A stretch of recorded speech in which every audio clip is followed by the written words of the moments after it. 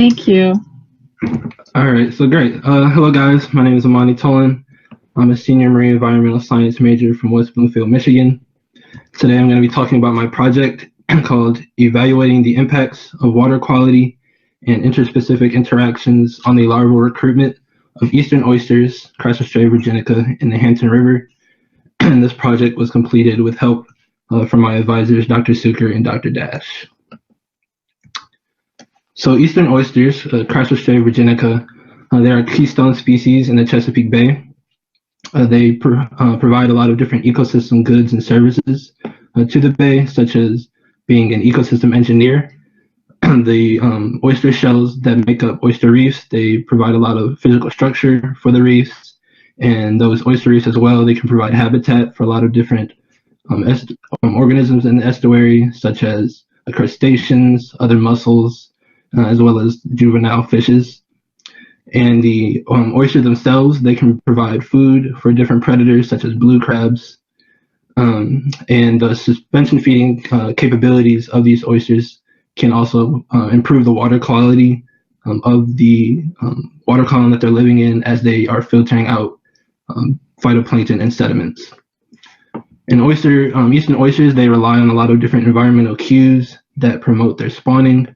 This includes temperature. They prefer higher temperatures to start their spawning, as well as higher salinities, and different substrates that the oyster spats, which are baby oysters, like to settle on. They need to be free of different sediments and low turbidity to make sure that spat recruitment is high. So oyster restoration work is really important and needed because of the decline of oyster populations that have occurred globally. Specifically in the Chesapeake Bay, there have been estimates that the population of oysters is about less than 1% of what their historical peaks were. And this has mostly been due to overharvesting by the oyster industry that occurred in the 19th and 20th centuries. This was also promoted by oyster mortality that occurred from the spread of diseases such as dermo, caused by the parasite Perkinsis marinus, and then the disease MSX, which is caused by Haplosporidium nelsoni. And these diseases were actually thought to be introduced by Asian oysters, which are used to kind of replace, as a strategy to replace the depleted oysters in the Chesapeake Bay. And then there are also different anthropogenic sources that could likely influence the population decline, such as pollution and climate change. And these different sources that have caused the decline of oysters in the bay have also reduced the ecosystem services that I mentioned previously. So in this study, I looked to investigate a couple of different abiotic and biotic research questions, one being which of the environmental conditions in the Hampton River were most important for impacting spat recruitment, which of the sites that I looked at in the Hampton River had the highest spat abundance according to those environmental conditions, and then looking to see whether or not predators and competitor species will likely impact spat recruitment in the Hampton River. So to investigate these different questions, there were oyster deployment surveys that were conducted in the Hampton River from 2016 to 2019. And these are conducted by Hampton University students. These occurred monthly from June to October, where groups of shells were drilled to create oyster strings and then tied to a dock. And then at the end of each month, the oysters were collected to count the number of spat that had settled on each oyster shell. And then as well, different environmental measurements were taken at each of the different sites to record measurements for salinity, temperature, and dissolved oxygen as they changed from the different sites in the Hampton River. And then for statistical analysis, I included 4 of the sites, 1, 2, 3, and 4, based on consistent data that I had. And I analyzed these different parameters using stepwise regression and principal component analysis through Excel. And for the biotic component of the study, to look at the impacts of competitors and predators, I created a species list of some of the potential species that could live in the Hampton River. And this was compiled from observations of some of the oyster gardeners in the Hampton River, as well as using the app iNaturalist, where you can actually look at different observations that people have recorded based on things that they have seen. And then looking at these different species that I collected, I did a literature search to find what their tolerances were to salinity and temperature, to kind of align and see what their preferences would be for which sites in the Hampton River. So for my results, I found that spat abundance varied both by location and by time. So for location, the sites in the Hampton River, the highest spat abundance was found at site 1, which is closer to the mouth of the river, and then it decreased to site 4, which is the farthest upriver.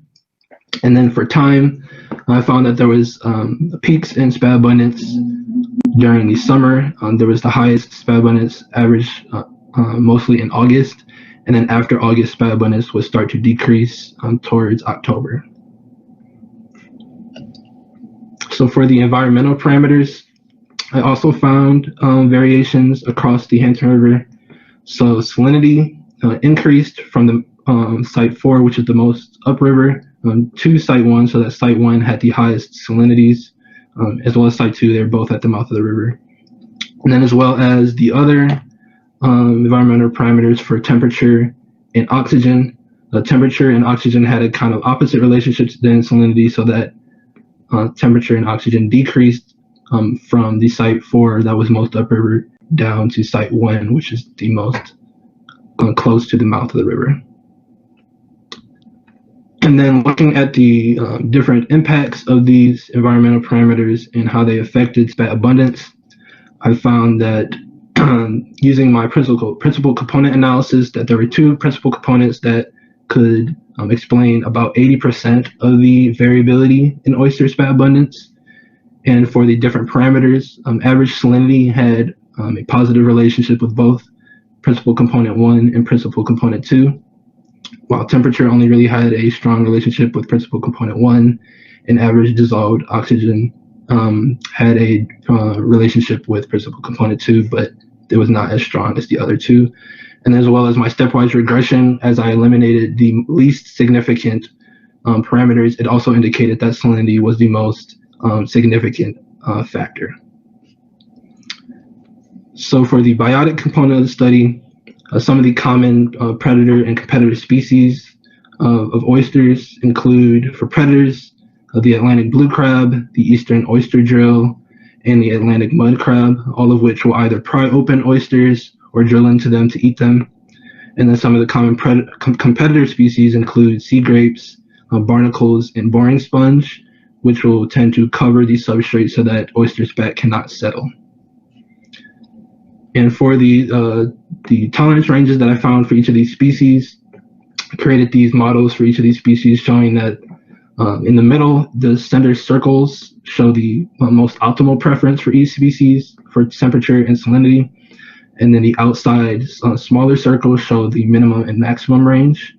And then based on these figures, I found that there's more high temperature or high salinity preferences for most of the species.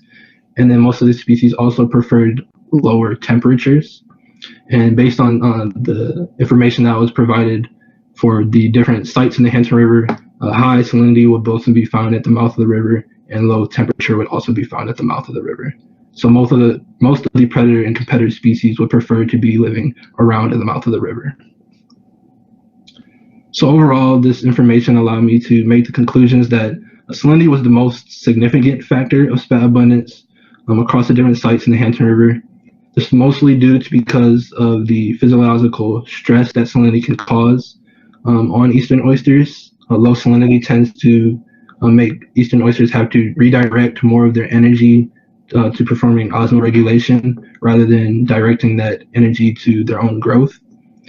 And then as well, since salinity was so significant throughout the different sites, this caused site 1, which had the highest salinity, to have the highest spat abundance. And then for the competitor and predator species, since there was preferences mostly for most of the species for high salinity and low temperature conditions, these conditions are typically found at the mouth of the river, which is near site 1. And since site 1 had the highest spat abundance, there was likely negligible impacts of competition and predation on spat abundance in the Hampton River. So some of the other factors that I was not able to directly analyze for this study, but that could still provide some information on these oyster reef communities, include turbidity, pH, and depth, all of which could possibly be added, as well as disease. Disease will always increase the oyster mortality, so that that could be a factor that was not directly monitored. And then climate change, which can infect pretty much all of the different environmental parameters. So overall, in conclusion, I found that salinity was the most significant factor changing across the Hampton River, different sites that impacted spat abundance. And since salinity was changing the most, it had the effect of making site 1, which had the highest salinity, to have the highest spat abundance. And then based on these kind of numbers that I found, since there's high salinity and low temperature found at the mouth of the river, where there's the highest spat abundance, most of these competitors and predators, which would prefer the mouth of the river, likely did not impact spat recruitment very much. So some of the context and impacts of this study was to inspire future research on different factors in the Hampton River, such as adding those other parameters that I mentioned, like turbidity and depth, as well as possibly looking at directly observing where the species are located and identifying the numbers according to each of the different sites, and then also possibly including some form of predator exclusion experiments to see how that affects spat abundance in the Hampton River. It also just provides information for some of the citizen science projects that occur for Eastern oysters, as well as those that helped with providing information for this project. So overall, I'd like to give some thanks for my acknowledgments to Sierra, Hildebrand, Ileana, Dr. Gibson, and Claire Newbert for providing me with the oyster spat data, as well as thanks to Dr. Sucker, Dr. Dash, and Dr. Bonin who helped me with writing my thesis. I'd like to thank Taylor and Kari for sticking throughout the senior year. I know it was tough. And I also was provided with support and funding for this project by the NOAA LMR CSC and the NSF TIP grants.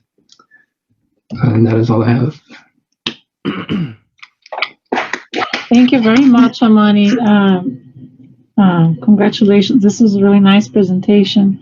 The timing was actually really excellent too. So I just want to, yes, if I can clap.